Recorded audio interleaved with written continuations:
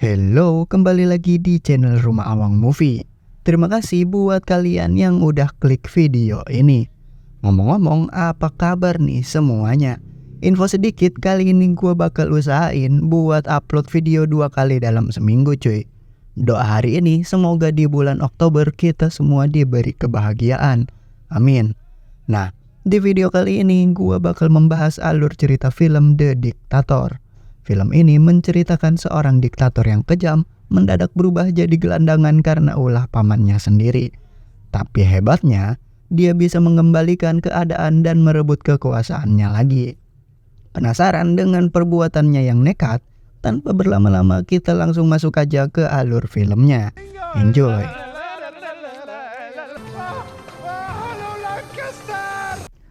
Film diawali dengan memperlihatkan berita yang menyiarkan ketegangan yang meningkat antara negara-negara di dunia dengan negara wadia yang berada di Afrika Utara, yang dipimpin oleh seorang laksamana bernama Aladin. Nah, si Aladin ini kelahiran 1973 cuy, yang dimana pas dari bayi emang udah berbulu gondrong termasuk bulu baoknya juga. Aladin ini gak kenal sama ibunya karena dibunuh setelah melahirkan. Dan ayahnya seorang diktator juga yang ganas banget. Bahkan, badut yang diundang buat ultah anaknya nih, langsung didor sama dia kalau lawakan yang gak lucu cuy.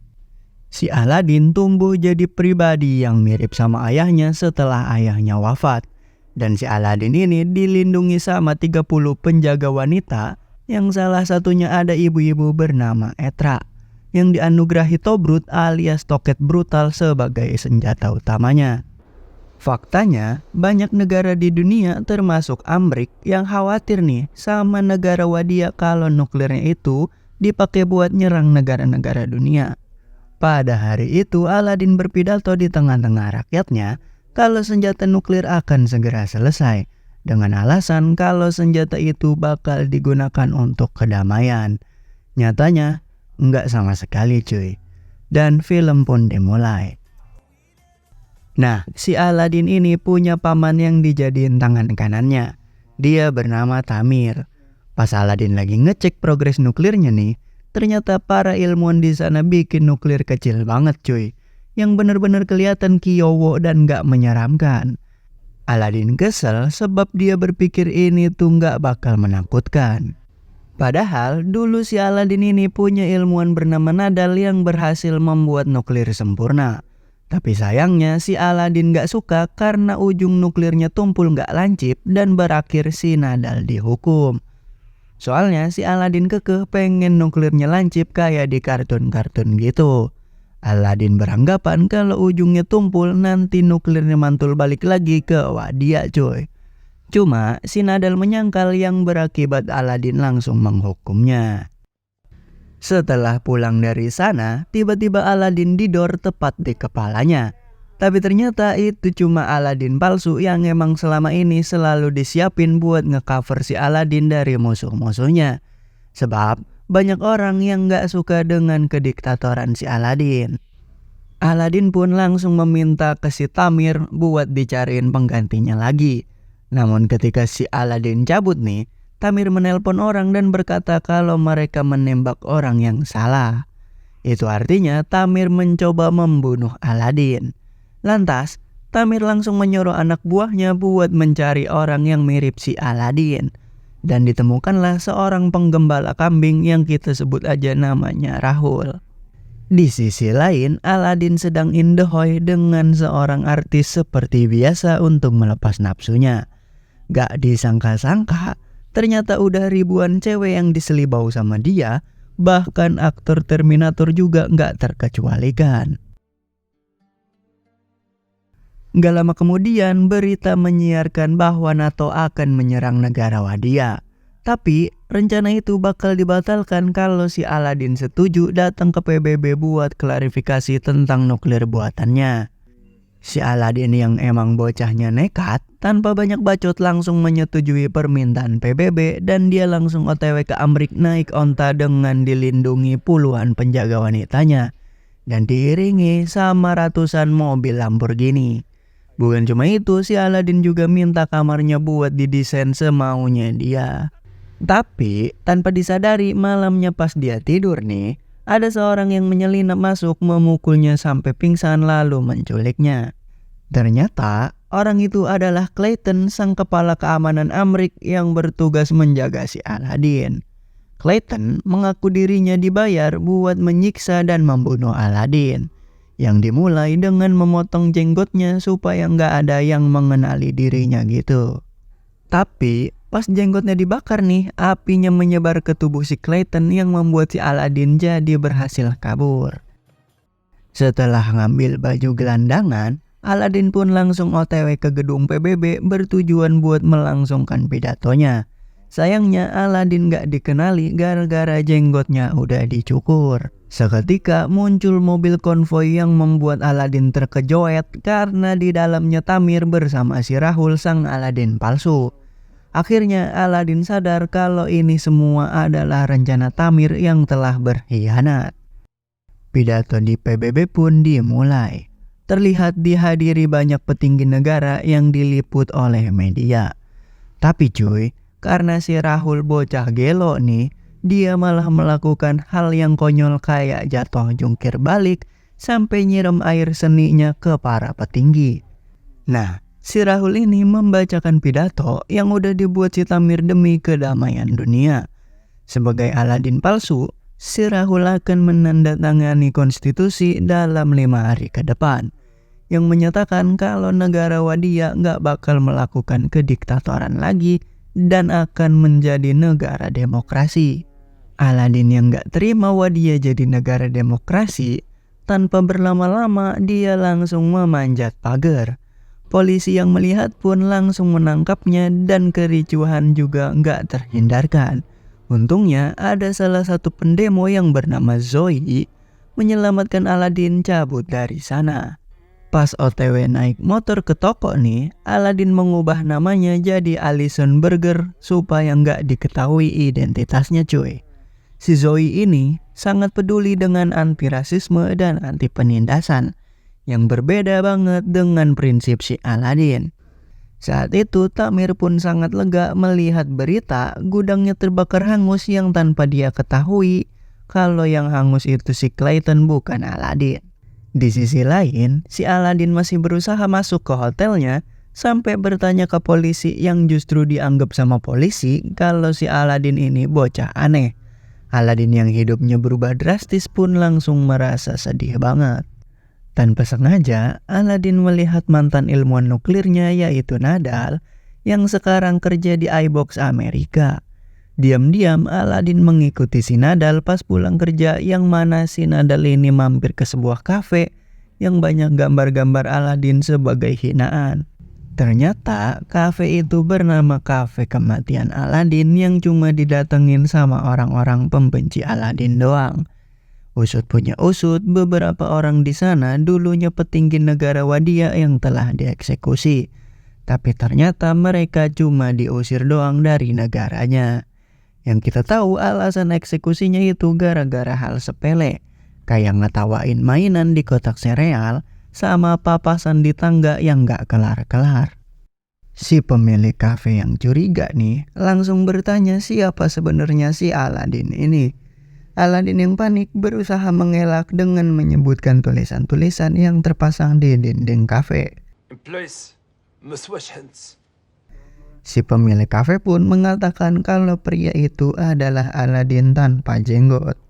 Seluruh pengunjung pun bersiap buat membunuhnya. Beruntungnya si Nadal menyelamatkan Aladin dengan beralibi kalau pria itu adalah sepupunya. Aladin pun bertanya kok bisa Nadal masih ada setelah dieksekusi. Dan ternyata sang eksekutornya adalah anggota pembebasan, yang mana artinya gak ada yang dieksekusi sama sekali oleh si Aladin cuy. Nadal pun langsung menawarkan kesepakatan ke Aladin kalau dia bakal membantu si Aladin jadi pemimpin Wadia lagi. Tapi dengan syarat jabatan kepala ilmuwan diberikan lagi ke si Nadal dan membebaskannya bikin nuklir dengan bentuk ujung yang bulat. Sebelum tanda tangan konstitusi dimulai, mereka melihat Zoe diminta menyediakan makanan khusus di hotel tempat si Rahul tinggal. Melihat hal itu, Nadal langsung menyuruh Aladin kerja di tempat si Zoe buat ambil kartu aksesnya. selama si Nadal nyari jenggot dan pakaian yang sama. Karena rencananya yaitu nanti Aladin diminta masuk ke hotel pakai kartu akses, terus bertukar peran sama si Rahul dan membatalkan tanda tangan konstitusinya di depan seluruh dunia. Sesuai rencana, Aladin pun langsung OTW mendekati si Zoe buat minta maaf dan meminta dipekerjakan di tokonya.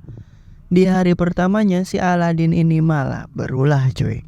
Mulai dari nempeleng pelanggan karena banyak nyuruh, keluarin paksa orang yang lagi pipis, sampai buang sampah sembarangan dan nendang bocil yang nggak sopan. Setelah itu Nadal SMS kalau dia menemukan cara mengintai hotel itu dengan naik tur helikopter buat mencari kelemahan hotel. Nah, pas mereka berdua terbang bersama sepasang suami istri nih, mereka berbicara pakai bahasa Arab yang membuat si pasutri ini jadi curiga cuy. Padahal di dalam perbincangannya tentang kecelakaan mobil. Tapi karena nyebutin kata 911 dan suara-suara ledakan nih, tanpa banyak bacot mereka langsung dilaporin ke polisi. Untungnya si Zoe datang menyelamatkan Aladin dan memaki-maki polisi yang dianggap salah nangkap orang. Melihat Zoe yang benar-benar ngebelanya nih, Aladin mendadak jatuh cinta sama si Zoe. Tapi sayangnya berita salah tangkap itu tersebar dan dilihat Tamir. Tanpa banyak bacot, Tamir langsung mengutus penjaga wanita paling strong yaitu Etra untuk membunuh si Aladin. I did it all by myself with this hand right here. Malamnya, Aladin yang lagi senam 5 jari terganggu dengan berisiknya suara di toko. Yang tanpa dia sadari ada Etra di sana yang hendak menghabisinya. Dengan susah payah, Aladin berusaha dan berhasil melawannya. Saat itu, Nadal menelponnya ngasih tahu kalau dia udah nemu tempat jenggotnya. Yang ternyata itu jenggot milik sang raja narkoboy yang baru wafat. Dan dengan nekatnya mereka berniat mencuri jenggotnya ke rumah duka. Tapi karena orang-orang curiga nih, demi menyingkat waktu bukan cuma jenggotnya doang yang diambil, tapi sama palanya juga dibawa. Quick, plan B, plan B. Saat di toko, tanpa disangka-sangka mendadak ada yang mau brojol di sana. Karena ambulan bakal terlambat datangnya nih, dengan nekatnya si Aladin berniat membantu ibu itu untuk melahirkan. Tapi si Polontong ini malah sempet-sempetnya buka SMS dari si Nadal. Yang tanpa sengaja HP-nya ketinggalan di dalam anunya si ibu. Yang lebih ngeselinnya lagi nih cuy, mereka berdua malah pegangan tangan di dalam anunya si ibu. Singkat cerita, acara yang ditunggu-tunggu pun tiba dan akan dimulai 20 menit lagi. Pejabat negara seluruh dunia hadir untuk menyaksikan momen bersejarah tersebut. Di sisi lain, si Aladin lagi pakai jenggot palsunya dan berniat nyebrang ke hotelnya menggunakan kabel Flying Fox buatan si Nadal. Tapi sayangnya nih, si Aladin malah nyangkut di tengah-tengah cuy. Si Nadal pun langsung menyuruh Aladin membuang semua barang yang ada di kantongnya. Yang ternyata isinya pisang 3 biji sama batu bata cuy. Bahkan sempet-sempetnya boker di situ buat mengurangi bobotnya. Namun tiba-tiba kabel putus yang untungnya Aladin berhasil masuk ke sana. Gak lama kemudian Tamir pun datang. Aladin langsung berpura-pura gelo kayak si Rahul supaya gak ketahuan sama si Tamir. Acara pun dimulai disaksikan seluruh warga Wadia dan dunia yang antusias sama hasil keputusannya. Tanpa banyak bacot, Aladin langsung menyuruh penjaganya menangkap si Tamir dan merobek kertasnya. Si Aladin mendeklarasikan bahwa Wadia bakal tetap memiliki pemerintahan diktator. Semua yang melihat langsung kecewa termasuk si Zoe yang baru datang ke sana. Setelah melihat Zoe nih, seketika Aladin berubah pikiran dan akan menjadikan negara Wadia menjadi negara demokrasi seutuhnya. Saat itu juga Aladin langsung melamar Zoe. Tapi Tamir yang gak terima nih, berniat buat menembak si Aladin yang gak disangka-sangka usahanya itu digagalin si Rahul. yang ternyata penggemar berat si Aladin. Semua pun berakhir dengan damai dan Aladin berniat ngajak Zoe ke negaranya. Setahun kemudian diperlihatkan pemilu Wadia yang mulai demokrasi. Tanpa disangka-sangka ternyata Aladin mengirim tank supaya warganya tetap memilih dia lagi. Singkat cerita, Aladin terpilih jadi pemimpin Wadia lagi dan akhirnya menikahi Zoe di depan warga Wadia. Tapi pas mereka udah resmi jadi suami istri nih, Aladin terkejut dengan Zoe yang tiba-tiba menginjak gelas seperti tradisi orang Yahudi. Melihat hal itu, Aladin yang sangat membenci Yahudi cuma bisa tersenyum dan seperti biasa dia memberikan kode ke bawahannya buat eksekusi istrinya sendiri cuy. Dan film pun berakhir.